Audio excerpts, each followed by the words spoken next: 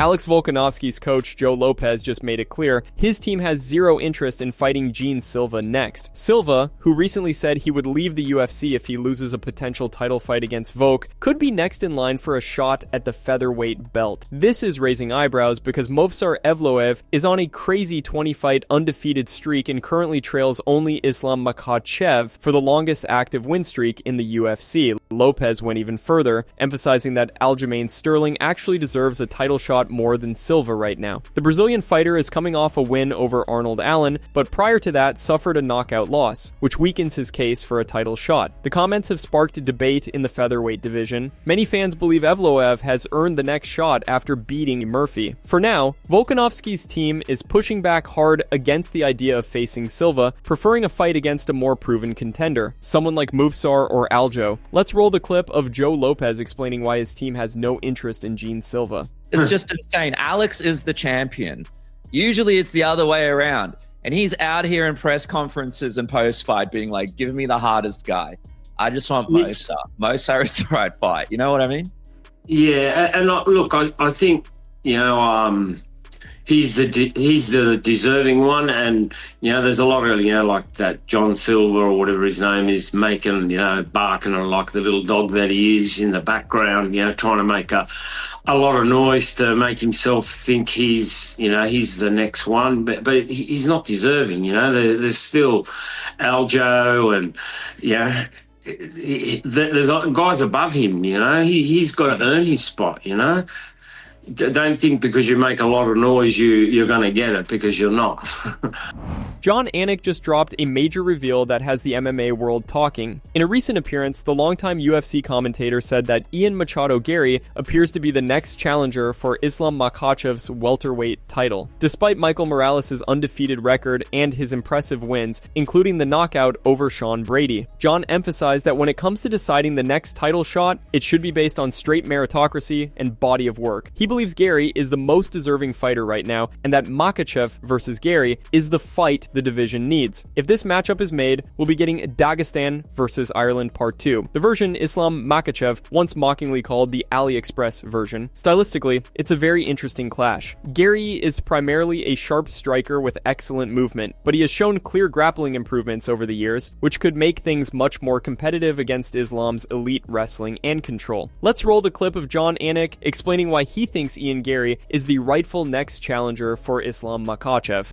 So sometimes I just throw my hands up and wonder what exactly is the internal promotional metric or the driving force that would give Ian Garry this title shot as opposed to, say, Michael Morales. Is it a matchup thing?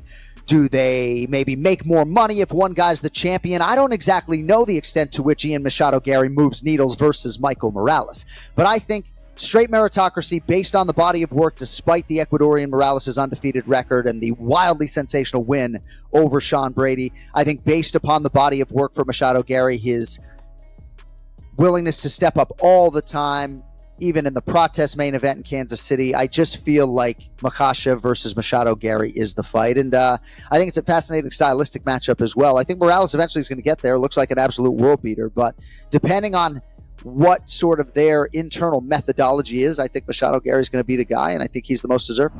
Khamzat Chimaev's friend and former UFC fighter Albert Duraev just revealed a wild incident involving Chimaev in a recent interview with Russian outlet MMA Brotherhood. Duraev claims that a few days ago, while he and Chimaev were out shopping in Washington, they were suddenly surrounded by a group of men, some of whom were reportedly sent by Israel Adesanya. Meanwhile, Izzy is set to face Joe Pyfer tonight in Washington, D.C. Chimaev is unfortunately no stranger to complications surrounding his matchups, something that has caused the UFC problems in the past. Even though Khamzat now assures fans that those kinds of issues are behind him since becoming champion, many people remain skeptical. A lot of fans say they won't fully believe the fight against Sean Strickland is actually happening until they see Khamzat successfully make weight on fight week. For now, the champ continues to split his training time between Abu Dhabi and the United States, where his current camp with Coach Calavita is based as he prepares for the title defense. Let's dive into Albert Duraev's interview on MMA Brotherhood, where he details the incident with Chimaev and the group reportedly sent by Izzy. It was a regular day. We just went out to check out some stores, and because Khamzat is popular, we are used to seeing fans follow him and ask pictures when he walks around all the time. But this was different. As fans noticed him and approached us, it seemed that some other people who were looking for Khamzat were also able to spot him. And suddenly, the behavior of the crowd changed. There were about 10 guys that were screaming things at him like, "Izzy will smash you, this is the message," and stuff like that. Some of them tried throwing bottles as well. Mall security kept them away, and we then entered a store to wait for a car to get us out. Khamzat believes Izzy may have paid some of them to provoke him and push him into calling him out over his past mocking comments.